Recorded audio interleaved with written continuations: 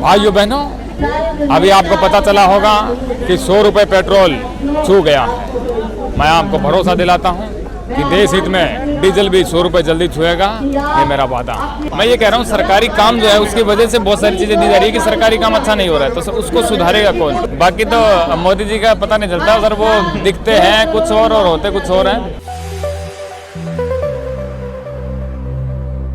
नमस्कार, आप देख रहे हैं सोशल न्यूज में आपके साथ मोहम्मद अकरम। जिस तरीके से बेरोजगारी बढ़ती जा रही है, सरकार आई थी सत्ता में तो उसने यही कहा था कि हम ज्यादा से ज्यादा रोजगार देंगे। बंगाल चुनाव में भी यही बात हो रही है कि रोजगार देंगे, लेकिन 2 करोड़ रोजगार अभी तक नहीं मिले। हमारे साथ श्याम रंगीला जी मौजूद हैं जो बहुत अच्छे मिमिक्री करते हैं मोदी जी की। उनसे जानेंगे कि किस तरीके से युवा आज परेशान है। क्या कहना चाहेंगे जिस तरीके से युवा आज परेशान है? बिल्कुल, युवा परेशान है और यहाँ पे युवाओं के समर्थन में मैं आया हुआ हूँ। किसी पार्टी या किसी छात्र संगठन के पक्ष में नहीं हूँ, मैं युवाओं के साथ, और मुझे बुलाया गया तो मैं तुरंत चला आया। और भविष्य में भी जिस प्रकार से मैं यहाँ पे आया हूँ और कोई और ऐसा आंदोलन करता है मैं ज़रूर रहूँगा, क्योंकि युवाओं के साथ आज जो हो रहा है वो मुझे बड़ा दुख होता है। मेरे पास ट्विटर पे मैसेज आते हैं और लोग कहते हैं सर सपोर्ट करो, तो सपोर्ट केवल ट्विटर पे नहीं किया जाता, मैं आंदोलन में भी सम्मिलित हो रहा हूँ। और बड़ी दुखद बात है कि बहुत सारे एग्ज़ाम्स कैंसिल हो रहे हैं, पेपर लीक हो जाते हैं, लोगों का रिजल्ट अटका हुआ रहता है और फिर उसका रिजल्ट कैंसिल हो जाता है, दोबारा एग्ज़ाम होंगे। मैंने बहुत करीब से देखा, मेरे बहुत सारे दोस्त हैं जो पर्सनल मेरे दोस्त हैं, वो भी मुझे बिना ट्विटर के भी बोलते हैं। और बहुत सारे लोगों ने ट्विटर ज्वाइन इसीलिए किया है कि सरकार कहीं सुन नहीं रही है तो ट्विटर पे सुनाना चाहते हैं, तो दुख होता है सर, इसलिए मैं आया हूँ। आज ट्रेंड चल रहा है मोदी जी रोजगार दो। मोदी जी ने 2 करोड़ के वादे किए थे, अभी बंगाल में भी हो रहा है, कुछ पुराना पूरा नहीं हुआ, उसको लेके क्या कहना चाहेंगे आप? सर अब मोदी जी पे लोगों को भरोसा था, बाकियों पे भरोसा नहीं था, तो अब मोदी जी पे अब लोगों को थोड़ा पता चल गया है कि भाई यार नहीं मिल रहा है रोजगार। अब मैं तो इस पे क्या कहूँ, मेरे पास तो कुछ है नहीं डायरी वायरी कुछ। अच्छा, जिस तरीके से आज देखा जा रहा है पेट्रोल का रेट बढ़ रहा है, लगातार डीजल का रेट बढ़ रहा है, महंगाई बढ़ती चली जा रही है, लेकिन सरकार जो है वो बंगाल चुनाव पे ध्यान दे रही है, क्या कहना चाहेंगे आप? सर एक चुनाव खत्म होता है, एक चुनाव आ जाता है, एक चुनाव खत्म हो जाता है, एक चुनाव आ जाता है, और बड़ा दुख होता है जब सारे लोग उस तरफ बिजी हो जाते हैं, वहाँ का खत्म होगा कोई और आ जाएगा। और वादे हर जगह होते हैं, और ऐसी बात नहीं कांग्रेस वादे नहीं करती, राजस्थान में भी बहुत सारे वादे किए, चुनाव जीतने के बाद कुछ पूरा नहीं हुआ, और ऐसे ही बीजेपी के भी वादे हैं, तो वादे हैं, वादों का क्या है। युवा से क्या कहना चाहेंगे जो युवा आज लगातार रोड पे दिखाई दे रहा है? एक टाइम था जब युवा उम्मीद लगाए बैठा था, युवाओं से क्या कहना चाहेंगे आप? युवा सर युवाओं से फिलहाल तो मैं क्या कहूँ, मेरी समझ से बाहर है, क्योंकि उनको मोटिवेशन के तौर पे मैं क्या कह सकता हूँ।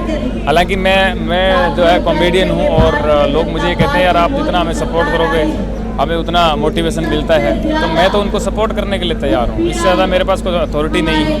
मैं महंगाई के ऊपर वीडियो बना सकता हूँ या बेरोज़गारी के ऊपर बना सकता हूँ, इससे ज़्यादा मेरे पास कुछ है नहीं करने को। और उनको मैं यही कहूँगा कि यार हिम्मत मत हारो भाई, कभी न कभी तो सूरज उगेगा।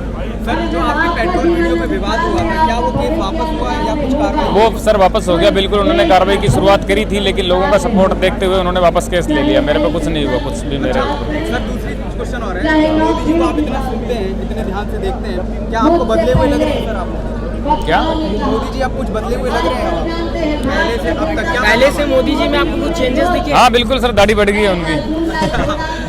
बाकी तो मोदी जी का पता नहीं चलता सर, वो दिखते हैं कुछ और होते कुछ और हैं, वही चीज़ है। मोदी जी का कोई पता नहीं है कब क्या कैसे बदल जाए। अच्छा, मैं ये भी जानना चाहूँगा, पहले सरकार आई थी तो बेटी पढ़ाओ बेटी बचाओ के नारे दे रही थी, इसके साथ ही साथ कई ऐसे नारे दिए गए, युवाओं के लिए नारे दिए गए। आज क्या धरातल स्तर पे आपको कोई भी नारा नजर आ रहा है?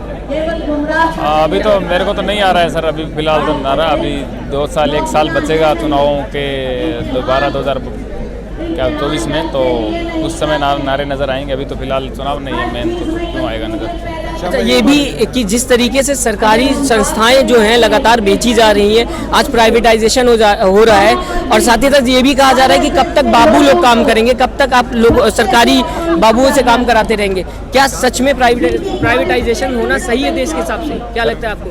बहुत सारी जगह सही है, लेकिन हर जगह नहीं होना चाहिए। बहुत सारी जगह ऐसी होती है जहाँ पे करके देखना चाहिए कि यार क्या उससे फर्क क्या पड़ रहा है। ऐसा नहीं है प्राइवेटाइजेशन के बाद किसी और को दे दिया, हम अपना घर किराए पे देते हैं, तो किसी को ऐसे नहीं देते कि भाई तू रख ले किराया भी तो मिल रहा है ना, मेंटेन भी हो रहा है ना, खाली पड़ा रहेगा क्या मतलब है। मैं ये कह रहा हूँ सरकारी काम जो है उसकी वजह से बहुत सारी चीज़ें दी जा रही है कि सरकारी काम अच्छा नहीं हो रहा है, तो उसको सुधारेगा कौन।